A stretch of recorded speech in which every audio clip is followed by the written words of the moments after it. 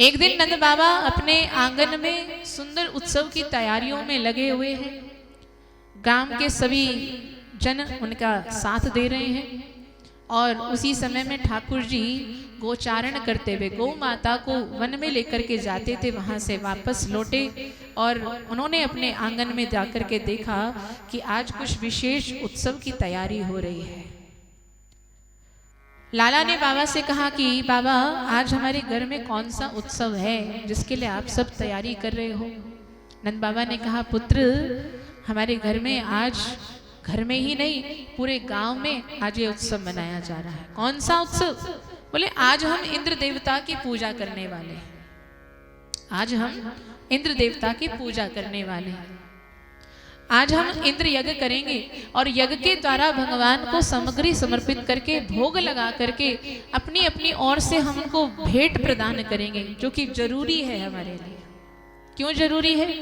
क्योंकि इंद्र हमारे भगवान हैं। बोले इंद्र भगवान कैसे हैं? बोले वे वर्षा के देवता हैं। वो वर्षा करते हैं और वर्षा करने से अन्न उत्पन्न होता है। जब ये बात नंद बाबा ने कही ना तो ठाकुर जी को स्वीकार नहीं हुई। ठाकुर जी ने सुंदर तर्क दिया। ठाकुर जी ने कहा अगर ऐसी बात है कि इंद्र देवता वर्षा करते हैं और वर्षा करने से अन्न उत्पन्न होता है तो फिर तो हमें बहुतों की पूजा करनी पड़ेगी। और किसकी पूजा करनी है? बोले सूर्य देवता की भी तो पूजा करनी पड़ेगी, क्योंकि सूर्य देव का जब प्रकाश भूमि पर पड़ता है तभी वहां पर अन्न प्रस्फुटित होता है, केवल वर्षा से नहीं होता है ना? समझ रहे हो ना बात? फिर तो हमें वायु देवता की भी पूजा करनी पड़ेगी, फिर तो हमें पृथ्वी मैया की भी पूजा करनी पड़ेगी, क्योंकि पृथ्वी पर ही तो हम बीज बोते हैं। इस प्रकार से तो हमें सबकी ही पूजा करनी पड़ेगी। 33 कोटि देवता विराजमान है जो हमारे जीवन में बड़ा सहयोग करते हैं। तो बाबा फिर तो हमें 33 कोटि देवताओं की पूजा करनी पड़ेगी। किस किस की पूजा करोगे? किसकी करोगे? किसको छोड़ोगे? तो बाबा को पहली बार ये बात सुनने में आई, कभी उन्होंने इस विषय में विचार ही नहीं किया था। तो लाला की ये बात सुनकर के बाबा को बहुत अचंभित महसूस हुआ और उनको ये समझ में नहीं आया कि फिर हमें करना क्या चाहिए। तो बाबा ने कहा लाला तू ही बता हम क्या करें। तो लाला ने कहा बाबा तुम्हें मालूम नहीं शायद कि भगवान की पूजा करने से सब देवी देवताओं की पूजा पूरी हो जाती है, तो तुम भगवान की पूजा करो। और इंद्र भगवान नहीं है, इंद्र तो देवता है। ये सभी देवता हैं और ये सब भगवान के भी चाकर हैं, ये उनकी नौकरी करते हैं। भगवान ने इन सबको सेवा दे रखी है। सो आपको अलग अलग से देवताओं की पूजा करने की कोई भी आवश्यकता नहीं है। आप केवल भगवान की पूजा कर लो तो सभी देवताओं को स्वीकार हो जाएगी। और भगवान के रूप में हमारे इस ब्रजमंडल में साक्षात गोवर्धन महाराज हैं, जो नारायण का ही स्वरूप हैं। और अगर आपको पूजा करनी है तो उन गोवर्धन महाराज की करो। तो ये बात नंद बाबा को उचित लगी। लेकिन किसी ने कहा कि देखो हम हमेशा से इंद्र की पूजा करते आए हैं और अगर इस वर्ष हमने इंद्र की पूजा नहीं की तो कहीं इंद्र देवता नाराज ना हो जाए। किसी ने ठाकुर जी से जाकर के कहा कि कहीं इंद्र देवता नाराज ना हो जाए। ठाकुर जी ने कहा जब इंद्र देवता अगर नाराज हो जाएंगे तो जिनकी हम पूजा करेंगे, जो नारायण भगवान है, जो गोवर्धन महाराज है, वो हमारी रक्षा भी तो करेंगे। तो तुम घबराओ नहीं, भयभीत मत हो। और वो भगवान कैसे भगवान? जो पूजा करने पर प्रसन्न हो और पूजा न करने पर कुपित हो जाए, वो कभी भगवान नहीं हो सकते। भगवान तो सदा दया भाव रखते हैं, करुणा का भाव रखते हैं। भगवान में सदैव करुणा रहती है।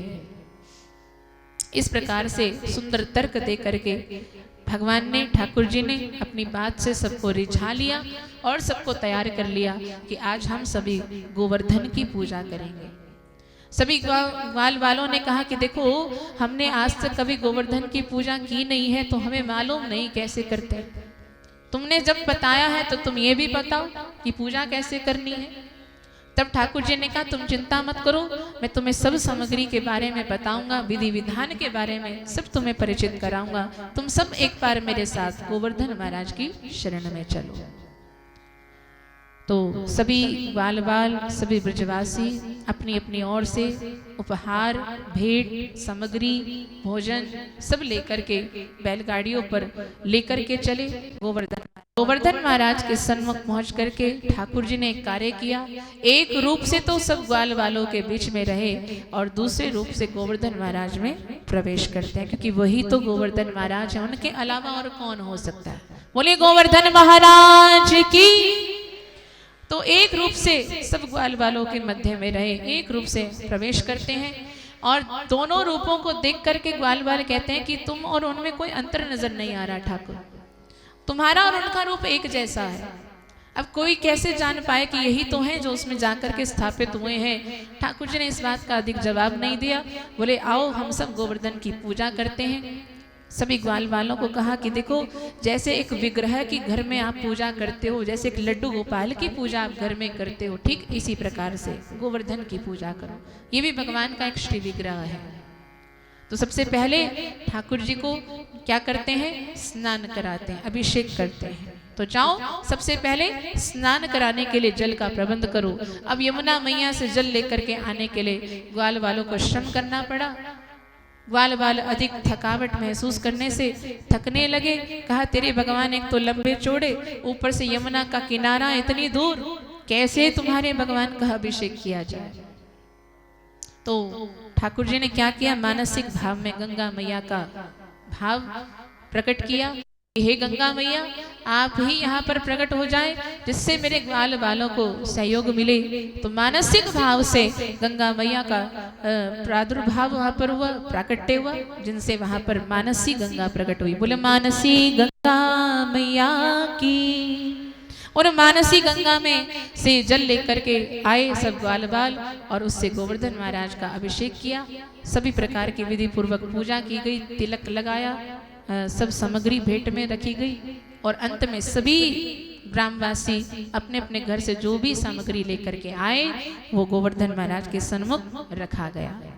तो आइए अधिक विस्तार में न जाकर के, इधर इंद्र को जब पता लगा कि आज से इन ब्रजवासियों ने मेरी पूजा नहीं की है तो उनको क्रोध आया। उन्होंने अपने मेघों को आदेश दे दिया कि जाओ इन ब्रजवासियों को सबक सिखाओ कि उन्होंने कितना बड़ा अपराध किया। मेघों को जैसे आदेश मिला, इसी कार्तिक मास में ही हम गोवर्धन की पूजा करते हैं और इन्हीं कार्तिक मास में ही घनघोर बादल छा गए, सब और तूफान आंधी सब प्रारंभ हो गया, तहस नहस होने लगी सब वस्तुएं। और कहते हैं सब ग्राम निवासी अपने आप को बचाने के लिए कन्हैया की शरण में गए और कन्हैया उन सबको लेकर के गोवर्धन महाराज की शरण में जा रहे हैं।